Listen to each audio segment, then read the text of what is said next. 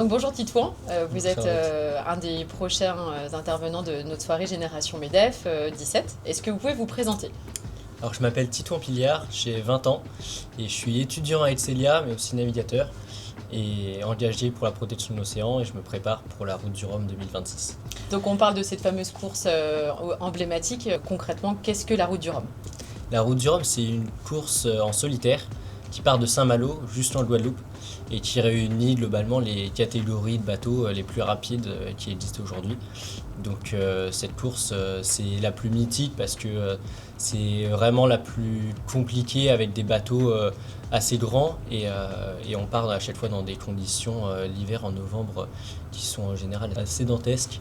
Donc c'est ça qui fait aussi la difficulté de cette course-là. Et puis il faut tenir aussi sur la longueur, c'est que c'est une course qui dure entre 1 à 2 voire 3 semaines selon les catégories de bateaux.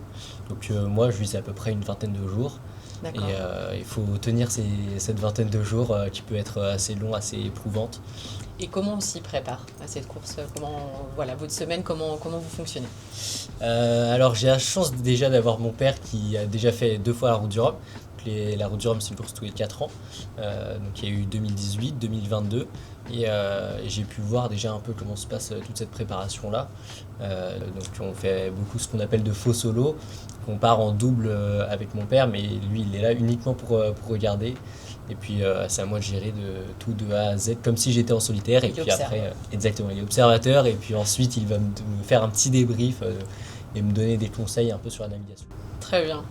Donc justement, votre projet ne parle pas seulement de performance sportive, c'est une vraie aventure entrepreneuriale qui porte aussi donc un engagement environnemental. Pourquoi c'est important pour vous? Et ça a commencé en Chine, quand on a habité là-bas, j'avais une dizaine d'années, et puis en fait on vivait avec des purificateurs d'air à la maison, on pouvait pas ouvrir les portes, et en fait c'était vraiment tout un tas d'éléments qui faisaient que en fait on se rendait compte vraiment de l'impact de l'homme sur la nature. Des endroits qu'on voyait qui étaient complètement submergés par la montée des océans. Et à partir de mes 14 ans, j'ai commencé à m'engager auprès d'une petite association qui s'appelle Children for the Ocean, donc des jeunes qui s'engagent pour la protection de l'océan. Mhm.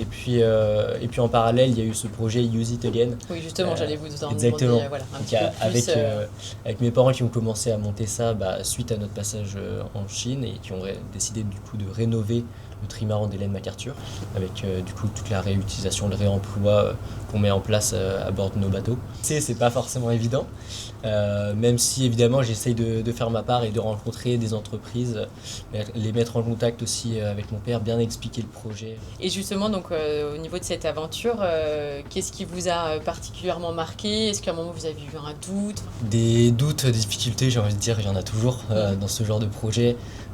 Forcément, ça a une grande ampleur, donc aussi des risques, certaines responsabilités.